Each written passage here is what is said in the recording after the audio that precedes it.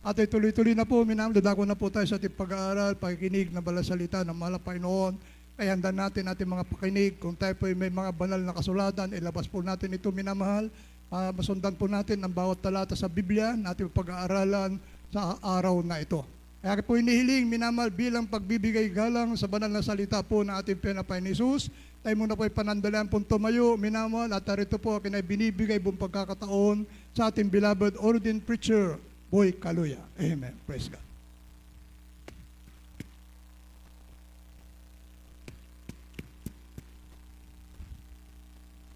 Amen. God bless you po sa ating beloved preacher, beloved Orlando. Everybody shout, praise the Lord. Mahina. Everybody shout, praise the Lord. Mukhang gutom na tayo mga minamahal. Praise the Lord. Magandang hapon sa inyong lahat. Mga minamahal, kindly. Sama-sama muna tayong manalangin sa ating dakilang Diyos, sa ating pinakamamahal na Panginoon, bago tayo makarinig ng kanyang mga banal na salita. Makiisa po tayo sa panalangin. Opo, dakilat pagpala po naming Ama Diyos na makapangyarihan sa lahat. Sa makapangyarihan pangalan ng aming pinakamamahal na Panginoon, kami napupuri. Nagpapasalamat po kami, malapang noon, sa ganitong pagkakataon na pinagkalubos sa amin. Malapang noon, minsan pa, pagpalain mo po mga salita mong mapapakinggan po namin, kayo po maglagay ng mga salita mo sa aking bibig. Kayo po mangusap, malapang noon, hallelujah, sa pamagitan po ng mga salita mo, malapang noon, at dalangin po namin buksan mo ang aming puso, buksan mo ang aming mapangunawa, malapang noon, maunawaan namin at hindi lamang maunawaan. Tulungan mo kami maisagawa, malapang ng bawat salita mong napapakinggan po namin. Alisin mo lahat ang sagabal, mga adlang, malapang pagpalain mo po kami. Hallelujah, sa makapangyarihan pangalan ni Jesus, sinasaway namin ang gawa ng kalaban, demons of unbelief and doubts, demons of hindrances.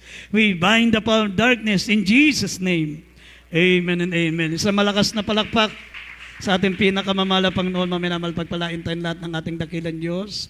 At bumabati rin po tayo sa ating mga minamahal, mga bisita kasama po natin ngayon. Welcome po sa ating mga beloved newcomers. At ang pinakamataas na pagsamba, pinakamataas na pagpupuri, pagluwalhati, karangalan at kadakilaan ay para sa ating dakilang Diyos na ating pinaglilingkuran. At patuloy po nating inaalala mga di malilimutang aral natin, beloved pastor, beloved evangelist Wilde Estrada Almeida, gayon din sa ating beloved assistant pastor Lina C. Almeida.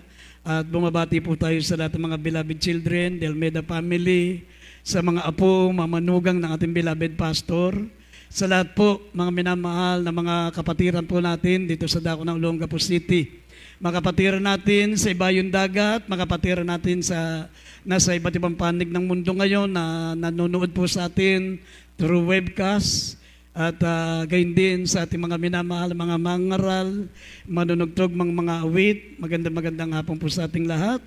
At minsan pa minamahal, buksan po natin ang ating mga banal na kasulatan. Tayo po ay mag-aaral ng salita ng Diyos. Kaya hindi buksan po natin Efeso 1:4, 2 Thessalonians chapter 2, verse 13, kindly. Basahin po natin mga talata. Dito po sa Efeso Kapitulo 1, talatang 4. Ayon sa pagkapili niya sa atin, sa Kanya, bago itinatag ang sanlibutan, upang tayo maging mga banal at mga walang dungi sa harapan niya sa pag-ibig. 2 Tesalonica Kapitulo 2, talatang 13. Ngunit kami ay nararapat magpasalamat sa Diyos dahil sa inyo, mga kapatid na minamahal ng Panginoon, sa pagkakahiran sa inyo ng Diyos, buhat ng pasimula, sa kaliligtas sa pagpapabanal ng Espiritu at pananampalataya sa katotohanan. Amen. Amen. Amen. Maminamahal, ang ating paksa ay pamagatan po nating privilege and responsibility. Privilege and responsibility. Mga minamahal, ang ibig sabihin po ng privilege, sabi po rito, means a special right, advantage, or immunity granted, available only to a particular person. Bakit wala dyan sa ating webcast? Parang yung gumagawa dyan sa internet, bakit wala yung mga verse natin? Ang sabi ng banal na kasulatan, ayon sa pagkapili niya sa atin bago itinatag ang sanlibutan, upang tayo maging mga banal at walang dungis sa harapan niya sa pag-ibig.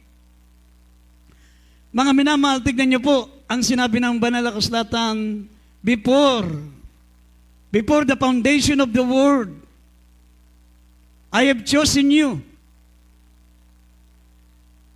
Yung Diyos na marunong, sabi po ng Romans 16:27, the only wise God.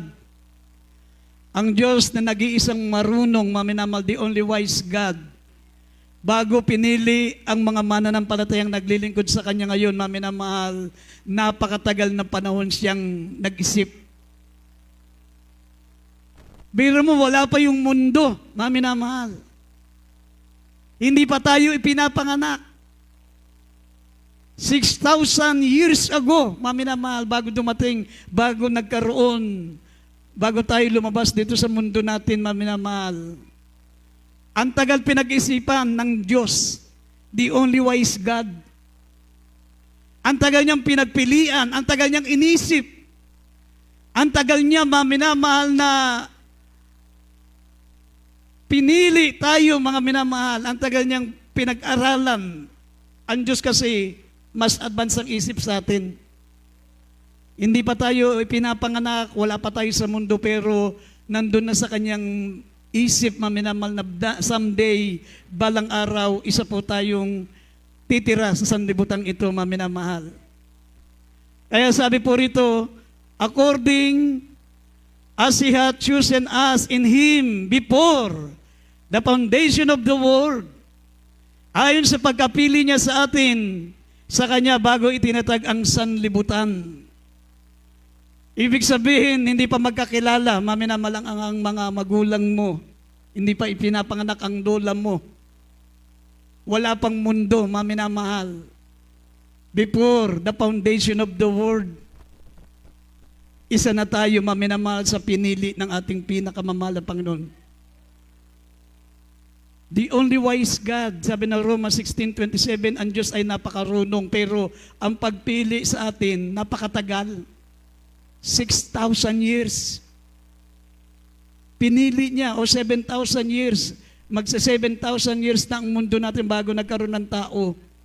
Ang tagal niyang pinili yun. Kaya nga, kung ikaw ay naglilingkod sa ating pinakamamahal na Panginoon ngayon, ikaw po ay naging mananampalataya. Ikaw po ngayon, maminamahal, ay masikap na naglilingkod sa ating pinakamamahal na Panginoon. Hindi ikaw yan. Yan po ay dahil pinili ka ng Diyos. Ikaw ay kinahabagan ng ating pinakamamahal na Panginoon before the foundation of the world. Amen. Kaya nga dapat nating isa-isip, maminamahal, dapat nating isa-puso na ang pagkapili sa atin ng ating dakilang Diyos, ng ating pinakamamahal na Panginoon, may katumbas na responsibilidad. Amen. May katumbas na responsibilidad, hindi biro. Na ikaw ay piliin ng ating malapang napakaraming tao sa mundo. From generation to generation, maminamal, panahon pa ni Abraham, panahon pa, maminamal ng mga tao sa panahon natin ngayon, kulang-kulang 7,000 taon na. Mga minamahal, alam ng mahal na Panginoon na tayo po ay maglilingkod ng masikap sa Kanya. Amen. Kaya nga, kapag inisip mo yun, maminamal, mapapagwari-wari mo sa isip mo, maminamal, sino tayo? Ano tayo? Ano ang naipakita natin sa Diyos? Bakit napukaw natin ang damdamin ng mahal na Panginoon? Tinawag tayo, pinili tayo. Tayo po, maminamahal, ay anytime makakapiling ng Diyos sa langit. Amen? Hindi man mag-rapture, maminamahal, tumagal man ang mundo, tumagal man ang tinatawag na pagbabalik ng ating mahal na Panginoon, anytime, pwede tayong makapiling ng Diyos sa langit. Pag tayo'y namatay, kapag tayo kinuha ng ating mahal na Panginoon, sabi, maminamahal, ng 2 Corinthians chapter 5 verse 8, to be absent from the body but present with the Lord. Ang pagkamatay ng Kristiyano ay pagdilat niya sa piling ng ating dakilang Diyos. Makapiling na natin ang ating pinakamamahal na Panginoon. Amen.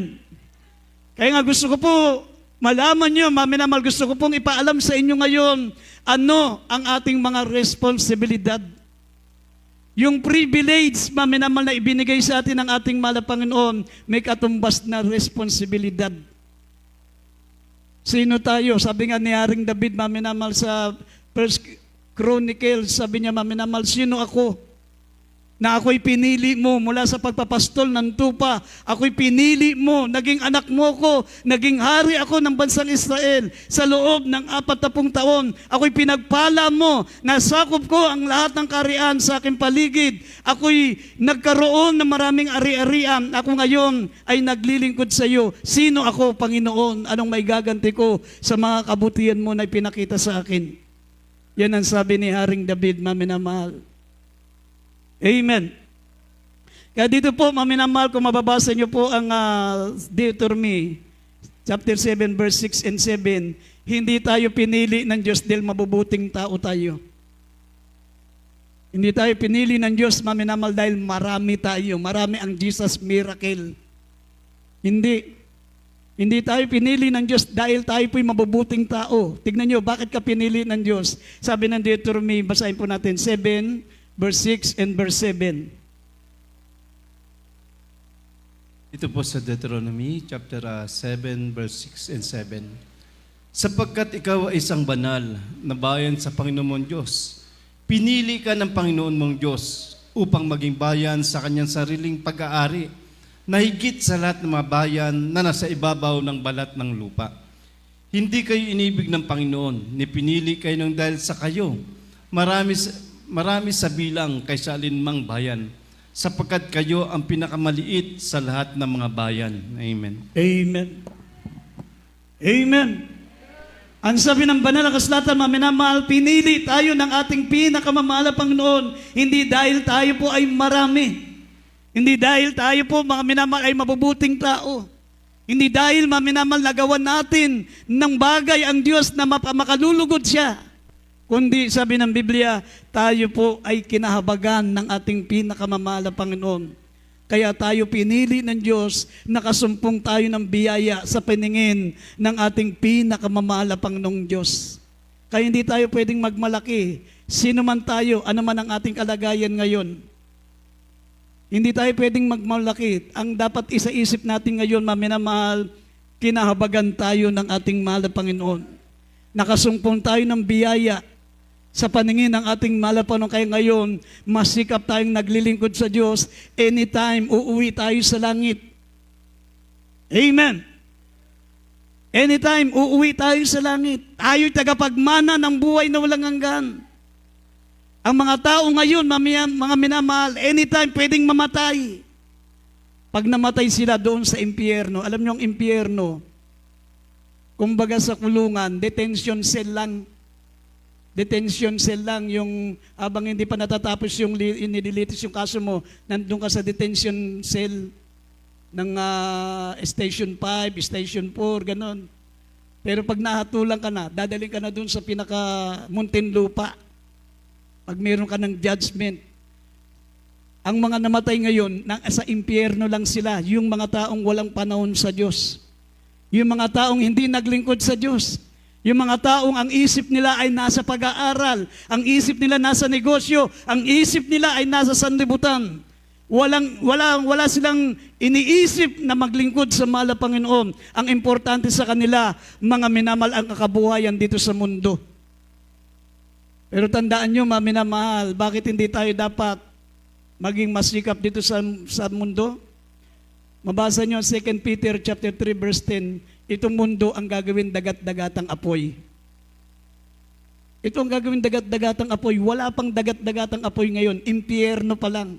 Itong mundo nating ginagalawan, ito ang gagawing dagat-dagatang apoy. Sabi ng 2 Peter chapter 3 verse 10, ang buong sangkalupaan at ang buong kalangitan ay mapupugnaw sa matinding init.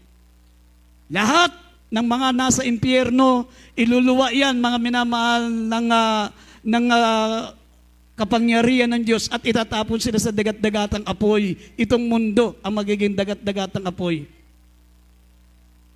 Tignan nyo, mga minamahal, paano hindi magiging dagat-dagatang apoy ang mundo? Ang daming nuclear bomb. Tapos matindi ang init. Yung ozone layer natin, palaki ng palaki yung butas. Ilan ang nuclear bomb na mga baliw na mga presidente ng mga bansa na gumawa ng bilyon-bilyong alaga ng nuclear bomb? Anong motibo nila? Doon lang sa Amerika, ang daming nuclear bomb. Yung Russia, yung China, yung North Korea, yung India. Pag yan may mga ano yan, may takdang panahon, kahit ayaw mong pasabugin yan, kahit ayaw mong pindutin yan, meron yan tinatawag na takdang panahon kailan sasabog. Ibig sabihin, sasabog at sasabog talaga yan. Sa madaling salita, wala nang ligtas ang mundo natin. Sa dami ng mga baliw na mga naging presidente na gumawa ng mga bombang nuklear. Tayo lang, buti na lang ang Pilipinas hindi gumawa ng nuklear. Tayo lang ang walang nuklear, meron tayo Watusi. Mabuti na yun. Hindi tayo makakapamuksa. Yung mga gumawa ng mga bombang nuklear, mga baliw na tao yan, mga minamahal, tandaan nyo. Sino ba namang taong matino gagawa ng bombang nuklear na ang sisirain, wawasakin? Yung mundo natin. Saan ka ba nakatira? Sa mundo natin. Kaya totoo yung sinabi ng 2 Peter chapter 3 verse 10, ang buong sangkalupaan at ang buong kalangitan ay mapupugnaw sa matinding init. Ito po ang gagawin dagat-dagatang apoy for your information. Amen. Kaya dito po, maminamalan, sabi ng banal na kasulatan, ano po ang ating mga responsibilidad bilang mananampalataya? Yung tinatawag po, maminamal na privilege, na ikaw ay pinili ng Diyos before the foundation of the world.